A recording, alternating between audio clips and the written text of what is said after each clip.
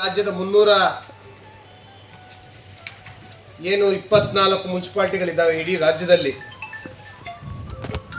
ಅವರ ಎಲ್ಲರೂ ಕೂಡ ಒಕ್ಕೂಟಲಿನ ಕೊಪ್ಪಳದಲ್ಲಿ ರಾಜ್ಯ ಕಾರ್ಯಕಾರಿಣಿಯಲ್ಲಿ ನಾವೆಲ್ಲ ತೀರ್ಮಾನ ಮಾಡಿದಂತೆ ಪ್ರತಿಭಟನೆ ಮಾಡಬೇಕು, ಅನಿರ್ದಿಷ್ಟ ಅವಧಿ ಮುಷ್ಕರ ಮಾಡಿಸಬೇಕು ಅನ್ನೋ ಈ ಪತ್ರಿಕಾಗೋಷ್ಠಿಗೆ ನಮ್ಮ ರಾಮನಗರದ ಜಿಲ್ಲಾಧ್ಯಕ್ಷರಾದಂಥ ವಿ ವೆಂಕಟೇಶಣ್ಣವರಿದ್ದಾರೆ, ಇಲ್ಲಿನ ಶಾಖಾ ಅಧ್ಯಕ್ಷರಾದಂಥ ದೇವೇಂದ್ರಣ್ಣವರಿದ್ದಾರೆ, ನಮ್ಮ ಕಾರ್ಯದರ್ಶಿಗಳಾದಂಥ ಕೊಲ್ಲಾಪುರಿ ಅವರಿದ್ದಾರೆ, ನಮ್ಮ ಸಂಘಟನಾ ಕಾರ್ಯದರ್ಶಿಗಳು ಆಗಿರ್ತಕ್ಕಂಥ ರಾಮಣ್ಣವರು ಉಪಸ್ಥಿತರಿದ್ದಾರೆ, ನಮ್ಮ ಗೌರವಾಧ್ಯಕ್ಷರಾದಂಥ ನಟರಾಜೇಗೌಡರು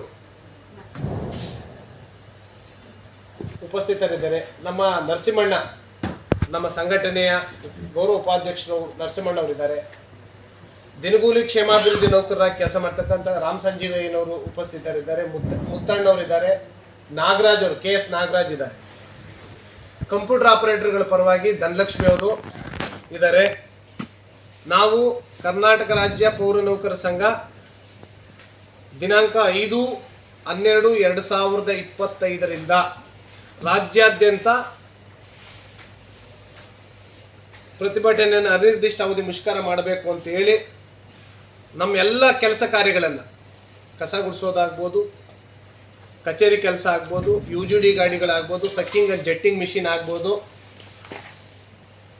ಎಲ್ಲ ಕೂಡ ಡ್ರೈವರ್ಸ್ಗಳು, ಕಸದ ವಾಹನ ಚಾಲಕರು ಎಲ್ಲರೂ ಕೂಡ ಸ್ಥಗಿತಗೊಳಿಸಿ ನಮ್ಮ ನ್ಯಾಯಯುತವಾದ ಬೇಡಿಕೆಗಳನ್ನು ಈಡೇರಿಸಬೇಕು ಅಂತ ಹೇಳಿ ಸರ್ಕಾರಕ್ಕೆ ಮನವಿ ಮಾಡ್ತಾ ಇದ್ದೀವಿ.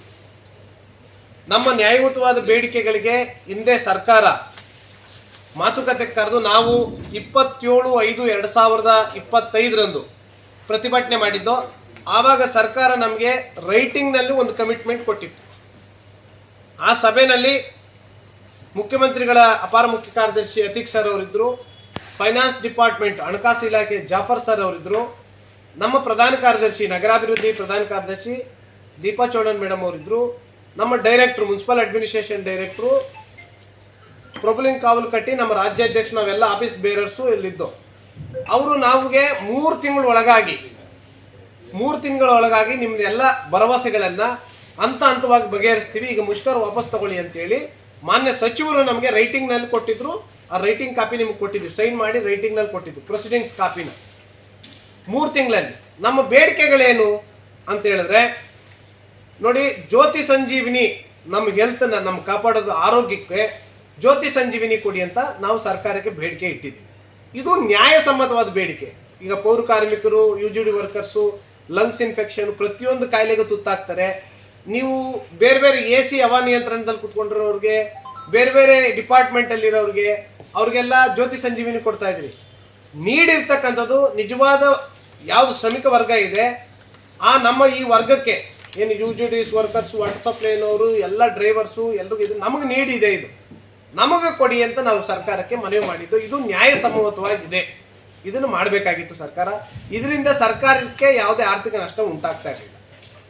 ಈಗ ನೋಡಿ, 24.10% ರಾಜ್ಯಾದ್ಯಂತ ಕೋಟಿಗಟ್ಟಲೆ ಸರ್ಕಾರಕ್ಕೆ ದುಡ್ಡು ಉಳಿದಿದೆ. ಅದನ್ನು ಒಂದು ಕಡೆ ಶೇಖರಣೆ ಮಾಡಿದ್ರೆ ಇದು ಕೋಟಿಗಟ್ಟಲೆ ದುಡ್ಡಾಗುತ್ತೆ, ನಮಗೆ ಕಡಿಮೆ ಖರ್ಚಾಗುತ್ತೆ ಅಂತೇಳಿ ನಾವು ಕೇಳ್ಕೊಂಡಿದ್ದು. ಇದು ಜ್ಯೋತಿ ಸಂಜೀವಿನಿ ನಮ್ಮೆಲ್ಲ ಪೌರ ಕಾರ್ಮಿಕರಿಗೆ ಜೀವ ಉಳಿಸೋದಕ್ಕೆ, ನಮ್ಮ ಜೀವವನ್ನು, ನಮ್ಮ ಆರೋಗ್ಯವನ್ನು ಹಿತ ಕೊಟ್ಟು, ನಮ್ಮ ಮಕ್ಕಳ ಭವಿಷ್ಯವನ್ನು ಬಲಿ ಕೊಟ್ಟು ನಾವು ಸಾರ್ವಜನಿಕರ ಆರೋಗ್ಯವನ್ನು ಕಾಪಾಡ್ತೀವಿ. ಆದರೆ ಸರ್ಕಾರ ನಮ್ಮ ಆರೋಗ್ಯ ಕಾಪಾಡೋಕೆ ಯಾಕೆ ಮೀನಾಮೇಷ ಎಣಿಸ್ತಾ ಇದೆ ಅಂತೇಳಿ ನಮ್ಮದು ನ್ಯಾಯಯುತವಾದ ಬೇಡಿಕೆ ಈಡೇರಿಸ್ಬೇಕಂತ ಒಂದು ರಿಕ್ವೆಸ್ಟ್ ಮಾಡ್ತಾ ಇದ್ದೀವಿ.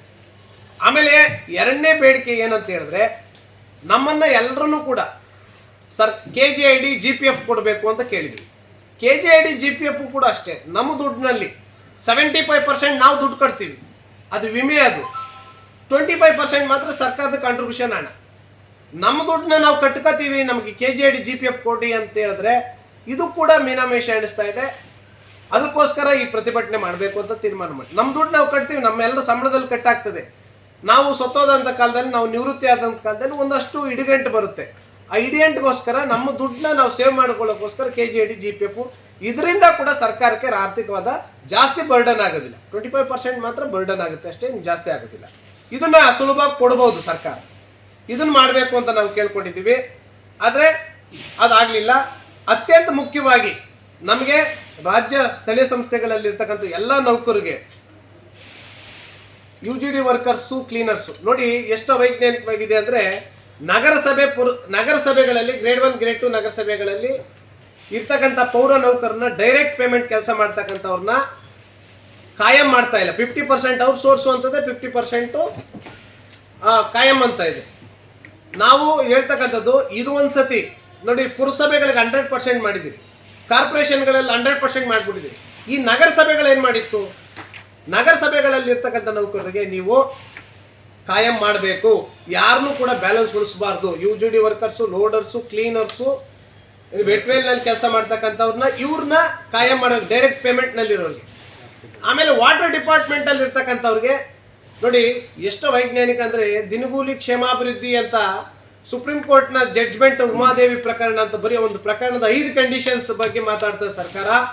5 ಕಂಡೀಷನ್ಸ್ ಫುಲ್ಫಿಲ್ ಆಗಿದ್ರು ಕೂಡ ಕೆಲವರಿಗೆ ರಾಜ್ಯ ಸರ್ಕಾರ ಅವ್ರನ್ನ ಕಾಯಂ ಮಾಡ್ತಾ ಇಲ್ಲ. ಕ್ಷೇಮಾಭಿವೃದ್ಧಿಯವರು, ದಿನಗೂಲಿ ನೌಕರು, ಸಮಾನ ಕೆಲಸಕ್ಕೆ ಸಮಾನ ವೇತನ ನೌಕರು, ಇವರು ಇಡೀ ರಾಜ್ಯದಲ್ಲಿ ಬರೀ 1200 ಜನ ಇದ್ದಾರೆ ಅಷ್ಟೇ.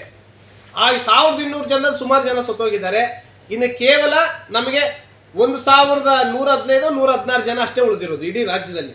ಅವ್ರನ್ನ ಕಾಯಂ ಮಾಡೋದ್ರಿಂದ ಸರ್ಕಾರಕ್ಕೆ ಯಾವುದೇ ರೀತಿ ನಷ್ಟ ಆಗಲ್ಲ. 75% ಏನು ಗೌರ್ಮೆಂಟ್ ಕಾಯಂ ನೌಕರಿಗೆ ಏನು ಕೊಡ್ತಾ ಇದ್ದಾರೆ ಅದೇ ಸಂಬಳ ಸಮಾನ ಕೆಲಸಕ್ಕೆ ಸಮಾನ ವೇತನದವ್ರು ಕೊಡ್ತಾ ಇದ್ದಾರೆ.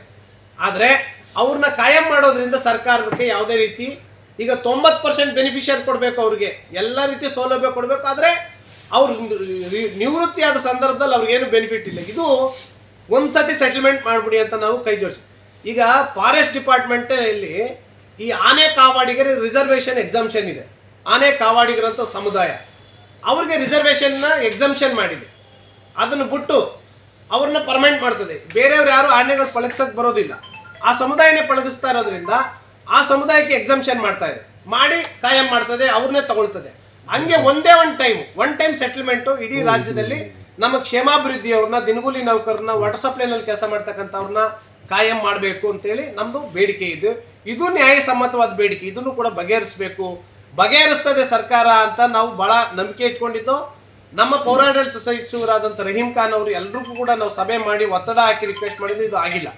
ಅತ್ಯಂತ ಪ್ರಮುಖವಾಗಿ ನಮ್ಮ ನೌಕರರಿಗೆ, ಏನು ಸ್ಥಳೀಯ ಸಂಸ್ಥೆಗಳಲ್ಲಿ ಕೆಲಸ ಮಾಡ್ತಕ್ಕಂಥ ನೌಕರರಿಗೆ ಎಲ್ಲರೂ ಕೂಡ ಕಸದ ಜೊತೆ ಕೆಲಸ ಮಾಡ್ತಕ್ಕಂಥ ಡ್ರೈವರ್ಗಳನ್ನ, UGD ವರ್ಕರ್ಸ್ನ, ಏನು ಲೋಡರ್ಸ್ಗಳನ್ನ ಬೈಫರ್ಕೇಶನ್ ಮಾಡೋದು ಸರಿ ಇಲ್ಲ.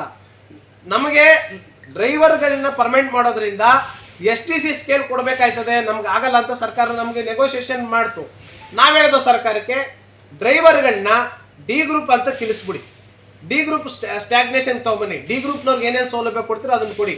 ನಮ್ಮಲ್ಲಿರ್ತಕ್ಕಂಥ D ಗ್ರೂಪ್ ಡ್ರೈವರ್ಸ್ಗಳನ್ನ, ಕಂಪ್ಯೂಟರ್ ಆಪರೇಟರ್ಸ್ನ, ಲೋಡರ್ಸ್ನ, ಕ್ಲೀನರ್ಸ್ನ ಅವ್ರನ್ನೆಲ್ಲ ಡೈರೆಕ್ಟ್ ಪೇಮೆಂಟ್ ಕೊಡಿ, ವೆಟ್ವೇಲ್ನಲ್ಲಿ ಕೆಲಸ ಮಾಡೋರನ್ನ ಅಂತೇಳಿ. ಆಮೇಲೆ ವಾಟರ್ ಸಪ್ಲೈನಲ್ಲಿ ಇರ್ತಕ್ಕಂಥವ್ರನ್ನ, ಲೈನ್ ಮ್ಯಾನ್ಗಳನ್ನ, ಇವ್ರನ್ನೆಲ್ಲ ಕೂಡ ಮಾಡಿ ಅಂತ ನಾವು ಸರ್ಕಾರಕ್ಕೆ, ಇದು ನಮ್ಮ ನ್ಯಾಯಯುತವಾದ ಬೇಡಿಕೆ. ದಯವಿಟ್ಟು ಮಾಡಿಕೊಡಿ, ಎಲ್ಲ ಬಡವರಿದ್ದೀವಿ, ನಮಗೆ ಸಂಬಳನೇ ಕಡಿಮೆ ಬರ್ತದೆ ಅಂತ ಹೇಳಿದ್ವಿ. ಇದು ಕೂಡ ನ್ಯಾಯಯುತವಾದ ಬೇಡಿಕೆನ ಈಡೇರಿಸ್ಬೋದಾಗಿತ್ತು, ಸರ್ಕಾರ ಈಡೇರಿಸಲಿಲ್ಲ. ಬರೀ ರೈಟಿಂಗಲ್ಲಿ ಕಮಿಟ್ಮೆಂಟ್ ಕೊಟ್ಟು ಇವತ್ತುವರೆಗೂ ಆಗಿಲ್ಲ. ಇದು ಆಗಬೇಕು ಅಂತೇಳಿ ನಮ್ಮ ನ್ಯಾಯಯುತವಾದ ಬೇಡಿಕೆನ ಇಟ್ಟಿದ್ದೀವಿ. ದಯಮಾಡಿ ನಮ್ಮ ಎಲ್ಲ ನೌಕರು ಕೂಡ ರಾಜ್ಯದ ಉದ್ದಗಲಕ್ಕೂ ಕೂಡ, ನಾನು ಪ್ರವಾಸ ಮಾಡಿದ್ದೀನಿ, ಮೈಸೂರು ಭಾಗದಲ್ಲಿ, ಬೆಂಗಳೂರು ಭಾಗದಲ್ಲೆಲ್ಲ ಪ್ರವಾಸ ಮಾಡಿದ್ದೀನಿ. ಎಲ್ಲ ಮುನ್ಸಿಪಾಲ್ಟಿಗಳಿಗೆ ನಮಗೆ ಉತ್ತಮವಾದ ಸ್ಪಂದನೆ ಇದೆ. ರಾಜ್ಯದಲ್ಲೆಲ್ಲ ಈಗ ಬೆಳಗಾವಿನಲ್ಲಿ ಅಧಿವೇಶನ ನಡೀತಾ ಇದೆ.